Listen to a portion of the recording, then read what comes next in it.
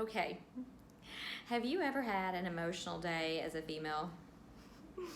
It's one of those things where if you're a woman, you're emotional, and it's so normal because it also means that you can nurture your children, you can nurture your dog, you can nurture your fiance, you can nurture somebody, right?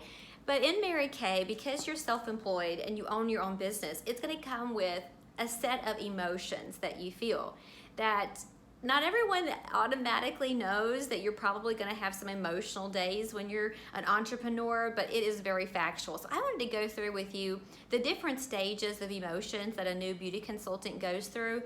And you may have not even had all of these yet. And so that's great. That's great. Or maybe you've had all, 6 of them and you're like, oh, I did that yesterday. I did all 6 yesterday. And that's the variation is, the different stages that people go into, the consultants go to emotionally. Sometimes it can happen all in one day. Sometimes it can happen like one a week over 6 weeks or 10 weeks. But the greatest asset is your ability to rebound. So the emotions and the situations are going to happen. It's really normal. But your ability to rebound is really the ticket. That's your golden ticket to success when it comes to Mary Kay, is increasing your emotional intelligence. Okay, so I don't know if you've ever had a conversation with somebody about emotional intelligence, but we're gonna have it today. So the first cycle that you have as a beauty consultant is that you're really excited. You're totally stoked. You're telling everybody. Your passion is oozing out of your body. And what happens is a lot of good stuff happens, right? You have some sales. You have some great parties. People want to hang out with you on Facebook Lives. They want to come and do facials with you at your house. And so everything is great. It's golden. And then the stage 2 does occur at some point for every person. And that's where you run into some frustrations. Somebody cancels on you. Someone doesn't do what they say, right? And it's such a bummer because you thought you were going to have an appointment and she cancels. You thought she was going to be a great team member and then she goes and sells something else. And so you have like these first little hiccups where you're like, gosh, I wish that had happened to me. Or you could probably even question, like yourself when it's not you, it's this person, and you become frustrated.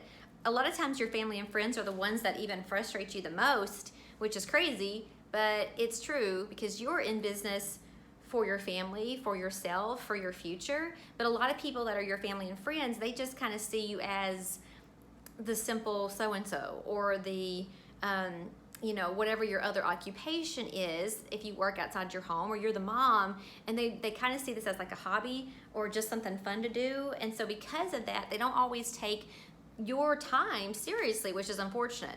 And then the third thing that can happen to a beauty consultant is you kind of like have this like shock moment where you're like, wait.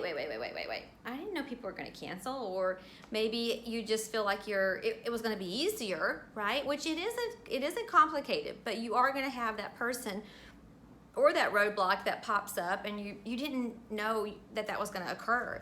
So it kind of shocks you that happened or hurts your feelings. And sometimes people get sad. Anybody sad person? And sometimes people get angry. So you could either be like the sad type or the and so you have that emotion of being sad or being angry, and you go into this state of like denial. No, gosh, that's such a crazy word, like you're in denial. But you're kind of like, so if you stay like sad or mad like too long, you'll start to find other things to fill your time. That maybe is just a way for you to procrastinate your business because you kind of got your feelings hurt. So you're going to fill your time with extra baking, PTO fundraising. You may take on the Girl Scout troop leader volunteer role, but you do something so that when you do start to communicate with your director again, you have an excuse. I know this is crazy that I know these things, but like I totally know this is what we do, and it's so natural and normal for us to do this. So you go into this stage of fear, and you're in denial. You might have got your feelings hurt, and so you just like talk to the hand, and you might not even talk to your director. You stop answering the phone for her. You don't want to participate as much. You don't get on the Facebook Lives, whatever it is, because you kind of talked yourself into maybe you're not good at it. And that's like such a sad place to be, because I know that you could be great, and I know that you are going to be great at it, but we've got to get you through the cycle of emotions that you're going to feel. So be careful not to be derailed, because that would be the next stage. We've got excitement, frustration, shock, denial, fear, maybe I'm not going to be good, and then you could get derailed and you're off the train tracks totally. Like you're totally off the train tracks. And what we hope to get you back on the train tracks is to get to stage 7, which is recommitment. During that time, that you're feeling these things, the faster you can rebound, the faster you can get through the cycle back to that recommitment stage. Oh my gosh, like you're going to be a happier business owner. You're going to feel so great. You're going to feel proud of yourself because you know that these things are normal. We are dealing with we're in a relationship business, and you can't have relationships and interact with women and or men. You can't interact with people without having people that disappoint us. The same thing would happen, like not every single person goes to church every single Sunday, but the pastor still shows up and does his best. So it may just be new to you, but the biggest asset that I could say to you is to have this never give up. You cannot fail. You will not fail unless you quit. No one else can decide your success. It's not going to be those people.